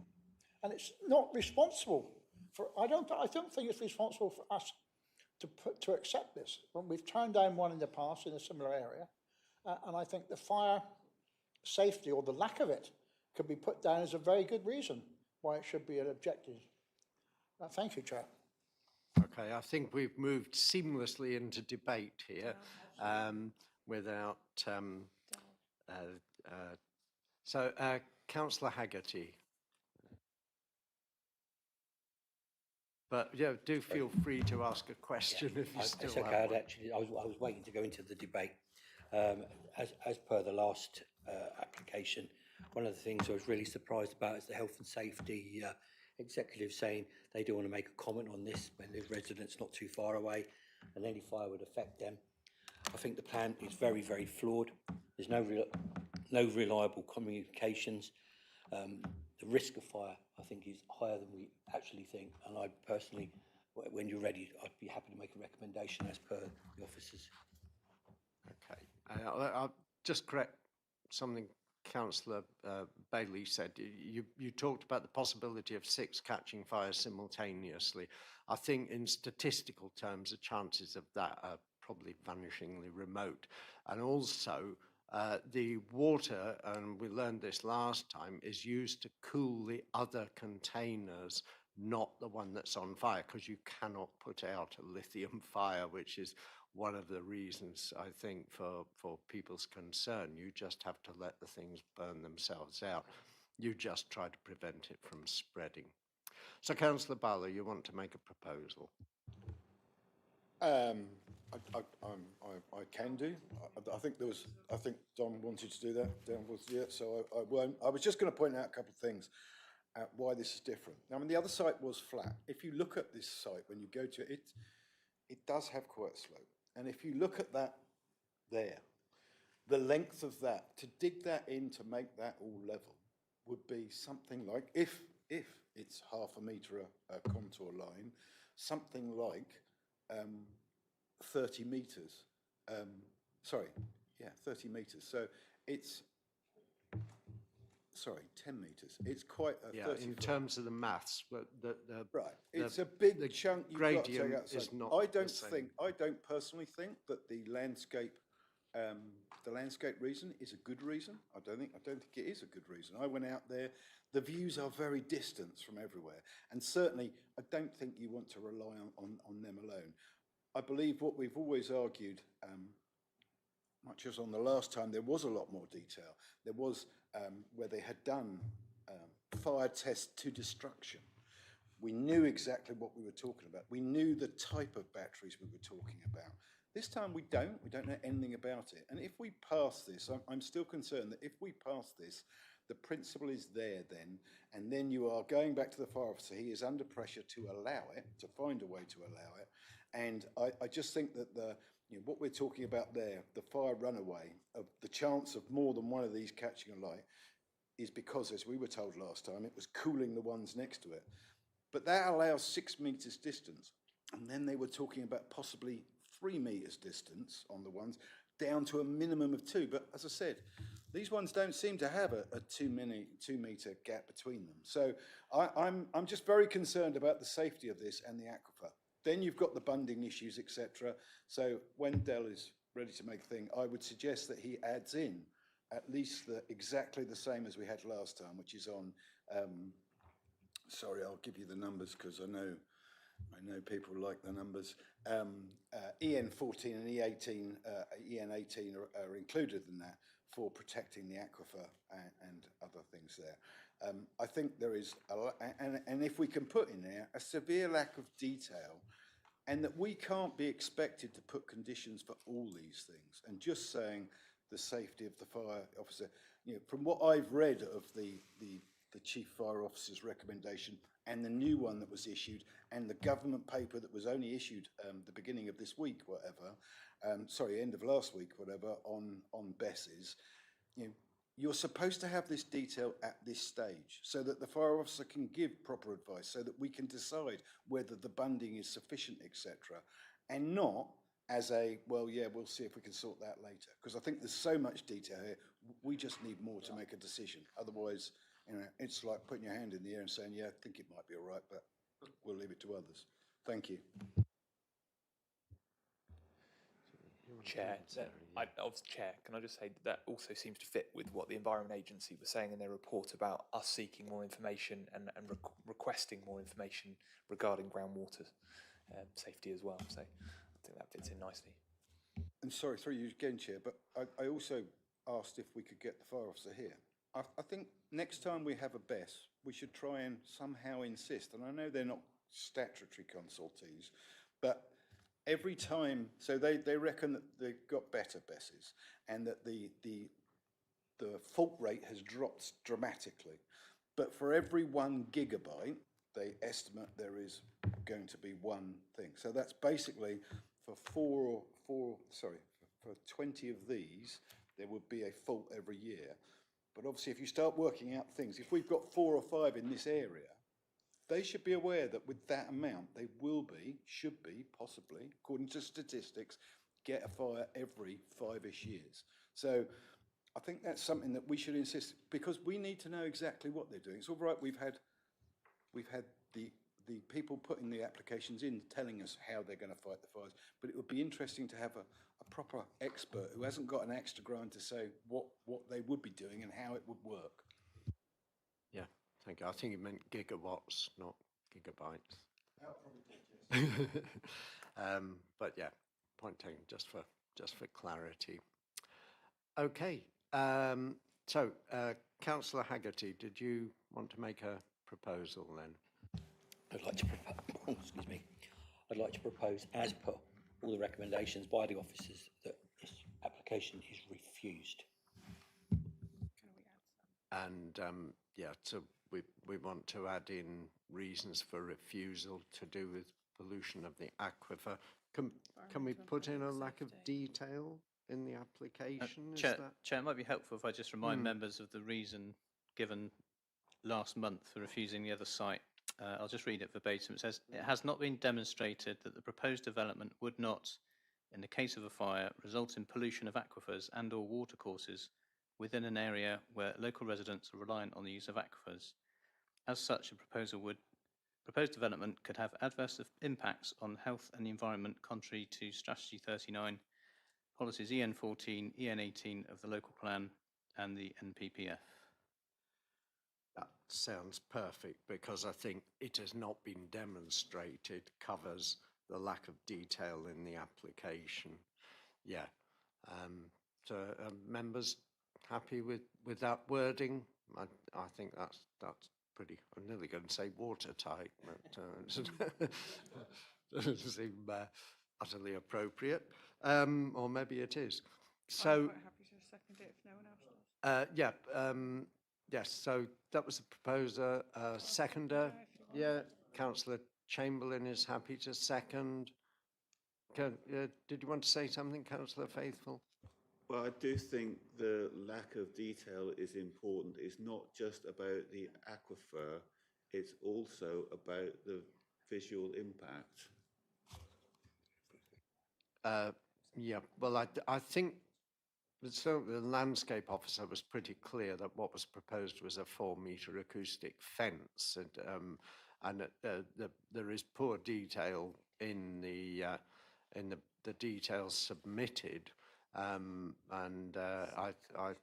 be honest, I think they've rather given up on this one, because they haven't even sent a representative along today to plead their case. Yes, Councillor Collins. I think if we're recommending refusal based on sort of the additional points about fire safety and the pollution, I think that highlights the fact that we haven't got that detail in the report to make a decision otherwise. Yes, I think it has not been demonstrated is a good way of putting it. So I take your point, Peter, but going back to what Damien has said, you know, I think we might feel that there's not sufficient detail on that, but I think we've got 2 strong reasons there, and that's probably enough. Certainly the landscape officer was satisfied that he had a correct understanding of what was proposed. So I agree that the plans are not properly drawn up, and there's a number of things lacking from that, as has been suggested, gradient and so on. Okay, so I think we're ready to go to a vote. We have proposer and seconder, so refusal on those 2 grounds, landscape impact and safety of groundwater. Yeah. Okay, all in favour? I think that's unanimous. It is unanimous. Yeah. So that's unanimous. So we'll just check there's nobody against. No abstentions. No. Okay. And in that case, I think it's time to take a break, because we thought we'd whiz through this one, that it was recommended for refusal. It wouldn't really detain us long, and once again, we made the Until right when? call. What time? Oh, Till yeah. 12? But yes, 12 o'clock, 10 minutes.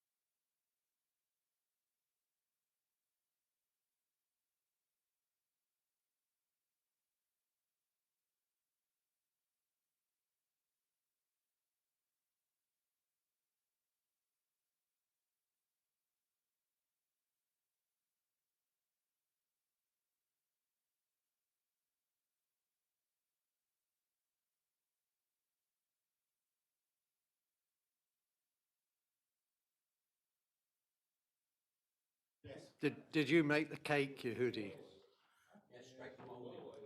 It was never in any doubt. It's really Well, nice though. If you're going to recommend me to go on to the Great British Bake Off, I failed the preliminary. That is a whole different league, isn't it? Yeah. The trouble is that We were talking about cake. one good fruit cake won't get you through Bake Off, I'm afraid. Okay, folks. We're live streaming this Um, discussion Live about now. cake. Okay, well. We're missing Simon Oh, at the thank moment, you. Smith and And- Councillor Brown. Oh, gone. Brown's got. I saw Councillor Chapman going down the stairs, so I think she may have gone as well. She wasn't here. Maddie Chapman? She was. No. Was she? She was. Yeah, she was. Oh, right. Chair. cast aspersions about your.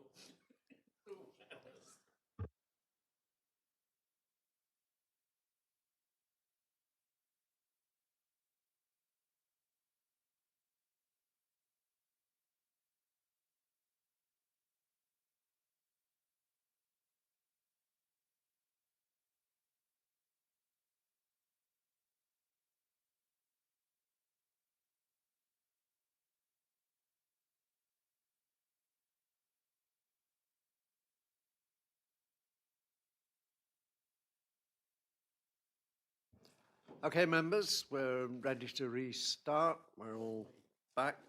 Councillor Brown has had to leave. So we're on to our next application, which is, as soon as I find it,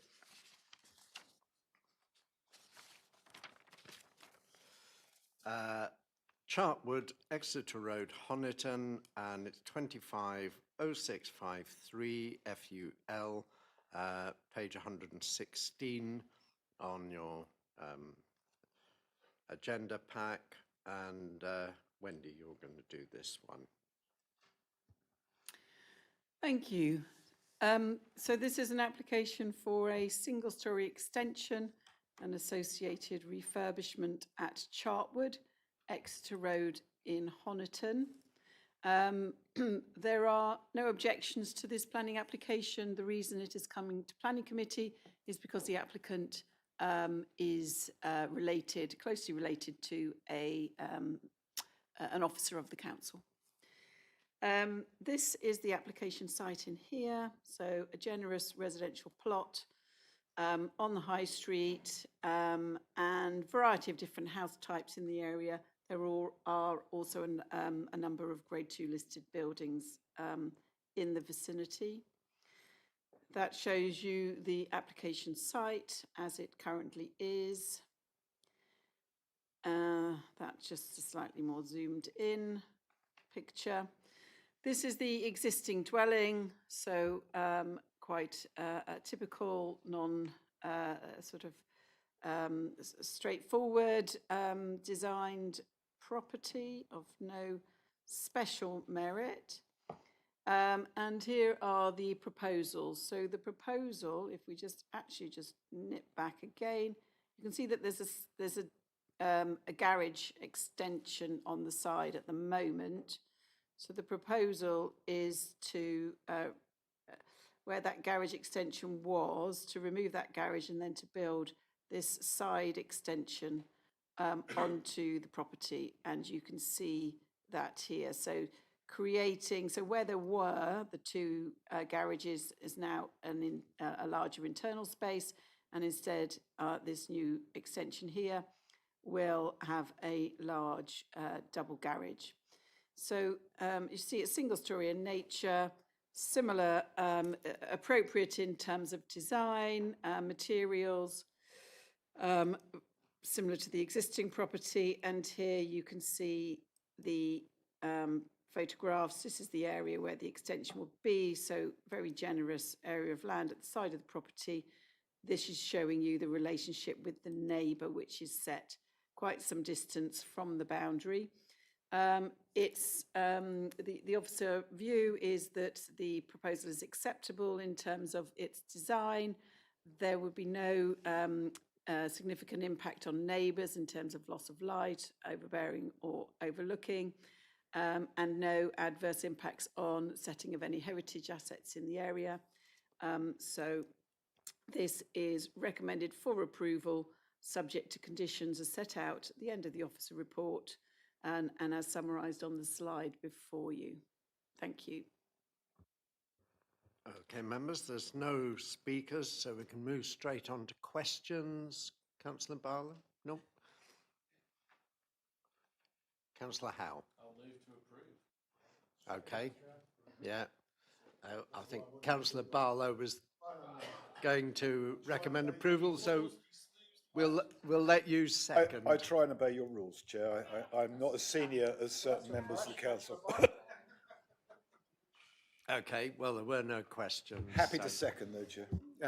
So, yes. Okay, so we have a recommendation to approve, seconded by Councillor Barlow. Does anybody have anything they wish to say about this one? No, I think it's just before us because the applicant is closely related to a council officer who I think we've just seen. I think we can move to a vote. So all in favour of approval?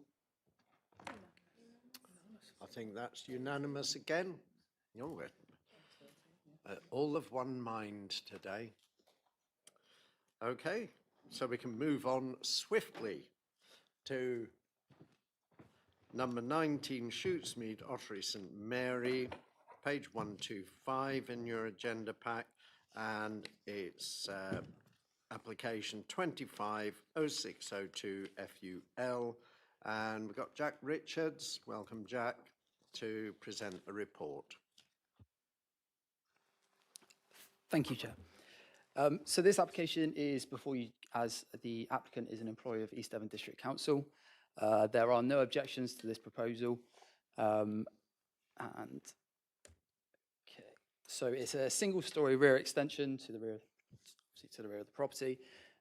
So this satellite image here basically shows the full site boundary. So it's a semi-detached two-storey dwelling inside the built-up area boundary of Ottery St Mary. The site benefits from a notably large rear garden. It extends almost 60 metres in length there.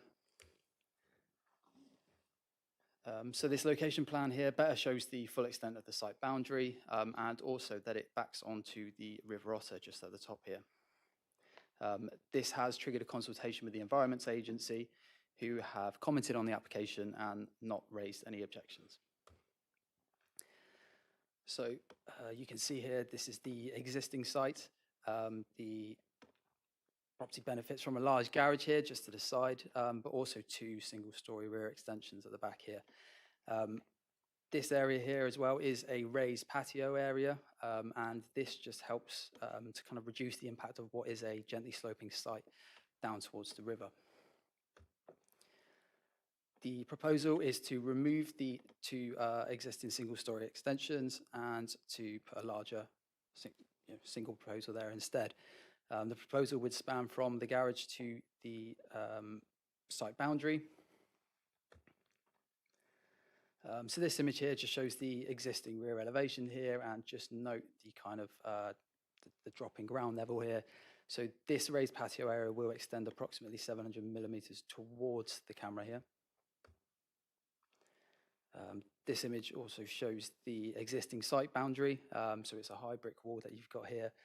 The proposal would be approximately the same height as the sort of ridge of this single-storey extension here, and it would extend an additional 1 metre. So there aren't considered to be any impact upon neighbour amenity, although it is quite a tall extension.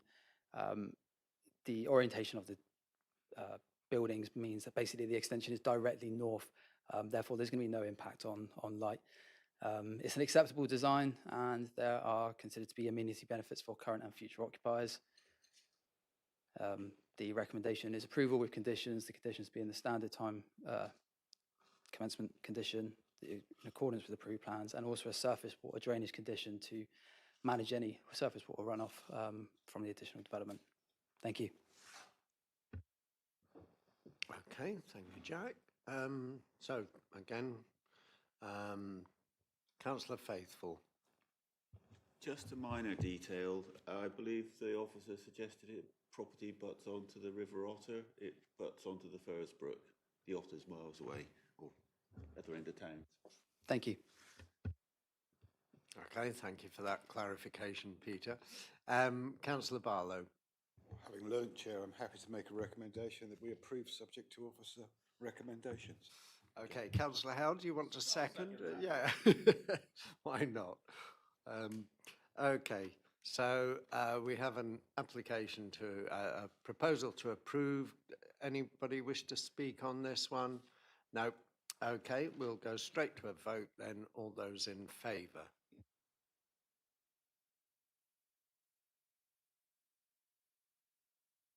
So that's unanimous again. Okay, how are we doing? It's the end of our morning session. Ah, right. We did wonder, didn't we?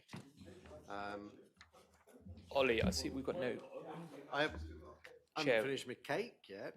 Chair, I did see that we haven't got any registered speakers this afternoon, so if we could potentially do one of them, but I don't know if there's any reason other than registered speakers why we might not start before 1:30. Depends if the planning officer is free. I'm presenting that. Yes. I don't know if Paul is available yet. Yeah. Okay, could we get a message to him and And see if he's available. yeah, that's a good suggestion, Simon. We just get through them all this morning, have lunch and go home. Because yeah. I think we've got, sorry to be difficult, but Yeah.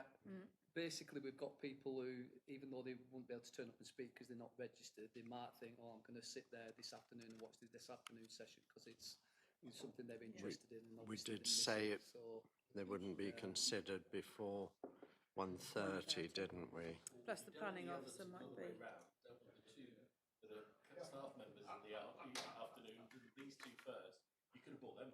That would have been a different matter. Well, we did consider that, but we had a feeling that the battery storage might take a while, and that's why we popped the two quick ones in case we were struggling. You'll by get a then. nice lunch break now, so. Yeah, yep. So, yep. So in that case, 1:30. we'll adjourn for lunch, reconvene at 1:30, and I will see you in the lunchroom as soon as I've finished my cake. Okay.